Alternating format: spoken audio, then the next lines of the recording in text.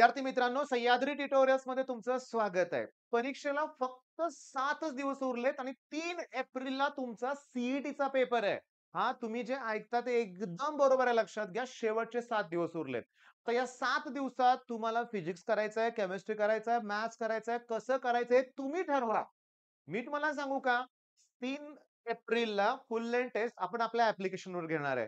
पण तुम्हाला क्षणभर वाटलं ना, की सीईटीची एक्झाम आहे म्हणून, हेच फीलिंग, अशीच भावना, असाच थोडासा तणाव घेऊन अभ्यास करा. हो, आता थोडे दिवस उरलेत आणि हा माझा आता फायनल अटेम्प्ट आहे. हे लक्षात घेऊन अभ्यास करा. बरं, हे करताना करायचं काय? मी तुम्हाला सांगतो, क्लिअरली लक्षात घ्या, की मॅथ्स आणि केमिस्ट्री तुम्ही केलंय रे परफेक्ट. पण ते फिजिक्सची एवढी भीती घेतली ना तुम्ही, की विचारू नका. लक्षात घ्या.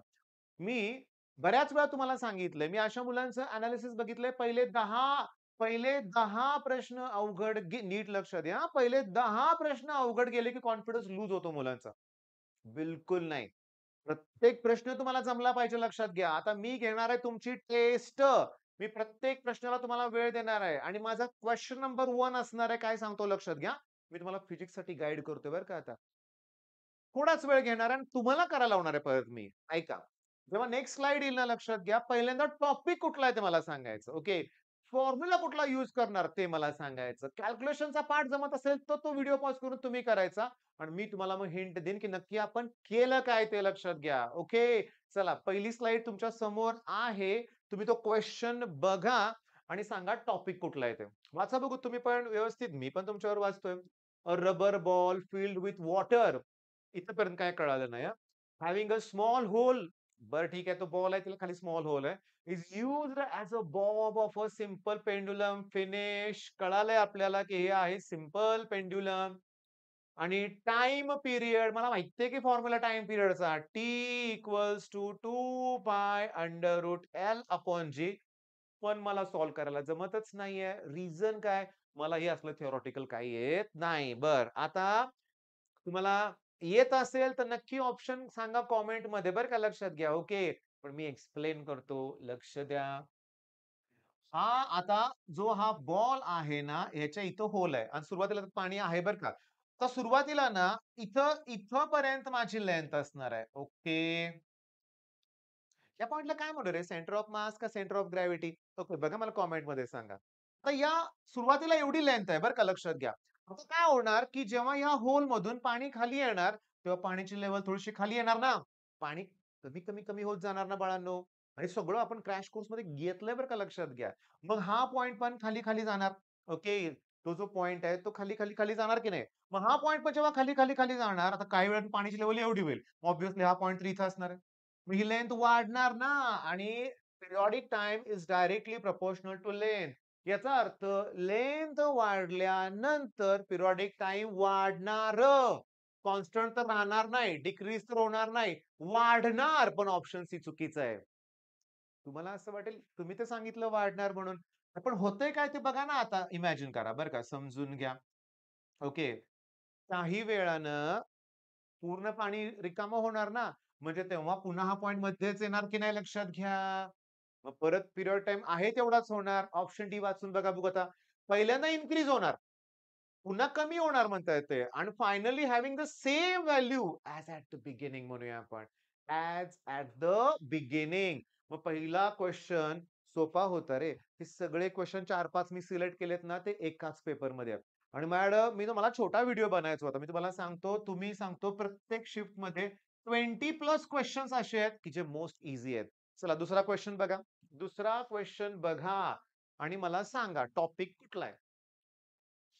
तुम्ही म्हणाल हे केमिस्ट्रीमध्ये आहे. आहे केमिस्ट्रीमध्ये. केमिस्ट्रीमध्ये सुद्धा आहे. मी तुम्हाला सांगतो स्ट्रक्चर ऑफ एटम. फिजिक्समध्ये आहे, केमिस्ट्रीमध्ये आहे. स्टेट्स ऑफ मॅटर मधला बराचसा part kinetic theory of gases and रेडिएशनमध्ये आहे. त्याच्यानंतर थर्मोडायनामिक्स तर दोन्हीकडेच आहे ना. मग चला आता करूया आपण पटकन सॉल्व्ह हा प्रॉब्लेम. सांगा आयडियल गॅस इक्वेशन काय सांगा? PV equals to NRT. मग पीव्ही इक्वल्स टू एन म्हणजे काय? Number of molecules upon Avogadro's number RT. मग पीव्ही इक्वल्स टू एन हा बोल्ट्झमन कॉन्स्टंट आहे बरं का, केबी इंटू टी. ओके. आता मी याचा वापर करतो फॉर्म्युला कसा तयार करतोय बघा. P1 V1 upon P2 V2 that equals to N1 T1 upon N2 T2. अरे बोल्ट्झमन कॉन्स्टंट रेशो घेताना कॅन्सल होणार. म्हणजे मी हे ह्याच्या दोन वेगळ्या वेळा लिहिणार. P1 V1 N1 T1 into KB आहे. P2 V2 N2 K2 आणि केबी. रेशो घेताना केबी ला केबी फक्त मी कॅन्सल केलंय. आता मला सांगा सुरुवातीचं प्रेशर, व्हॉल्यूम, टेम्परेचर PVT दिलंय. मग P1 ची व्हॅल्यू P च आहे. V1 ची व्हॅल्यू V च आहे. आणि T1 ची व्हॅल्यू T आहे. बर. आता हे N1 तसंच ठेवूया, हे N2 तसंच ठेवूया. त्यांचा तर रेशो घ्यायचा आहे ना, ratio of molecules. Okay. In P2Q. आता P2 ची व्हॅल्यू ट्वाइस P आहे. लिहा P2 ची व्हॅल्यू ट्वाइस P. शेवटी P ला P कॅन्सल होणार आहे.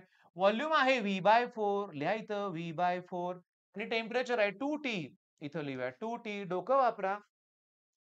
हे T ला T. PPVV कॅन्सल होणार. ह्या 2 ला हा 2 कॅन्सल होणार. हे 4 वर जाईल ना. मग 4:1 आन्सर येणार. 4 एकाच ठिकाणी आहे. Option D correct. तर सांगू का KTG मध्ये जावा. आपल्या क्रॅश कोर्स मध्ये तो व्हिडिओ फ्री पण दिसेल तुम्हाला कदाचित बघा ऍप डाउनलोड करून. यात इतके फॉर्म्युले आहेत ना, इतके फॉर्म्युले आहेत. ते कायनेटिक एनर्जीचा 3/2 PV, मग 3/2 NRT, मग 3/2 N into KB into T. Okay. Ideal gas equation, kinetic theory of gases आणि रेडिएशन मधला होता ना दुसरा प्रश्न पण सोपा आहे. जमत नाही मुलांना हे. फिजिक्स म्हणजे रेशो घ्यायचा लक्षात घ्या. चला तिसरा प्रश्न.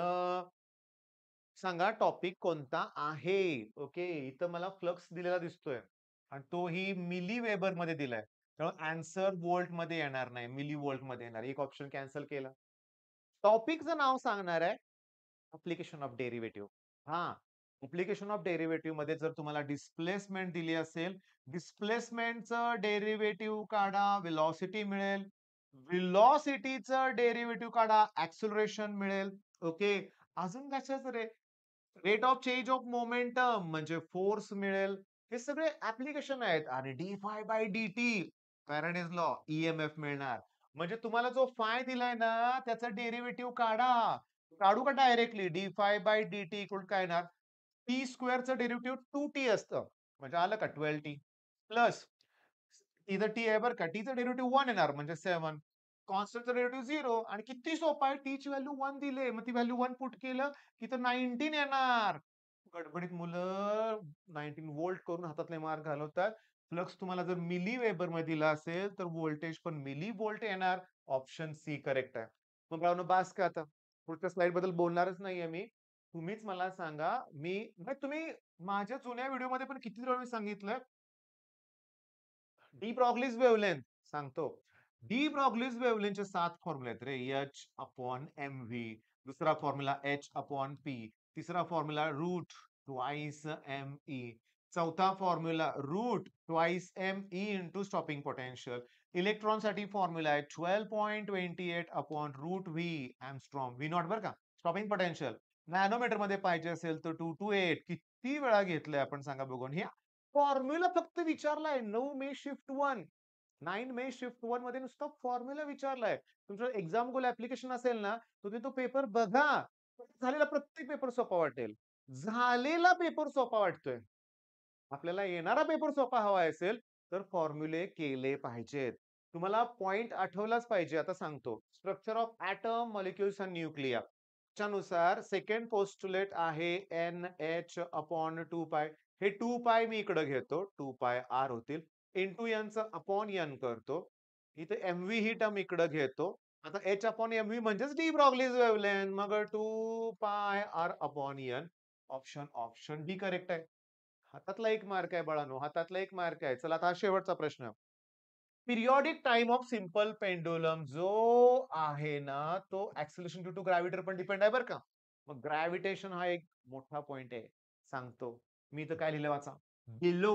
मग बिलो म्हणलं की GD अपॉन G चा फॉर्म्युला सेकंदात आठवला पाहिजे. 1 - D अपॉन R. अरे ग्रॅव्हिटेशन म्हणलं की kinetic energy, potential energy, binding energy, total energy, escape velocity, critical velocity, सगळे ग्रॅव्हिटेशनल पोटेन्शियल, सगळे फॉर्म्युले सेकंदात आठवले पाहिजे. हा बी आठवला पाहिजे. आता डेप्थ किती दिले? R/2. मग इथे D ची व्हॅल्यू जर मी R/2 पुट केली, D ची व्हॅल्यू, हे R खाली आहेत. R कॅन्सल 1/2 येणार. तर एक मधनं हाफ गेलं की हाफ उरलं. GD upon G. आता मी या दोघांना M न मल्टिप्लाय करतो.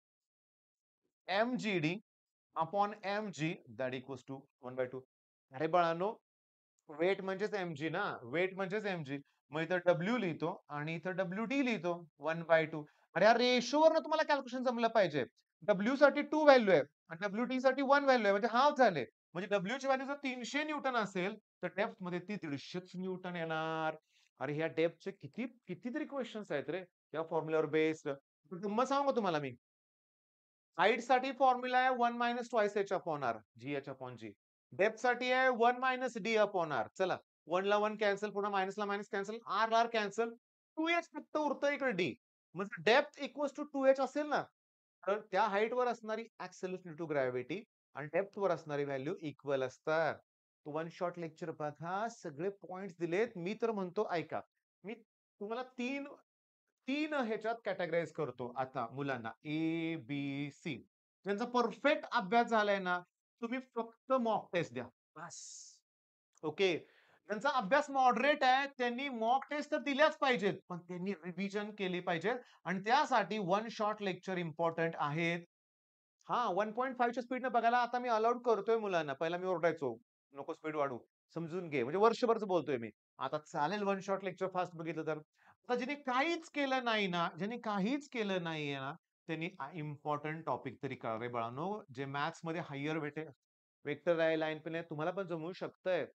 तुम्हाला पण जमवू शकते, इतके सोपे आहेत. मग या गोष्टी कराल ना तुम्ही, नक्की करायचं लक्षात घ्या. आणि आपलं काय ठरलंय सुरुवातीलाच, की 3 April full length test, final attempt समजून जोरात तयारी करायची लक्षात घ्या. आणि या अटेम्प्टमध्ये तुमचा स्कोर चांगला व्हायलाच पाहिजे हे लक्षात घ्या. दुसरं काय नाही. मग 7 दिवस जीव तोडून अभ्यास करायचा आहे. All the best.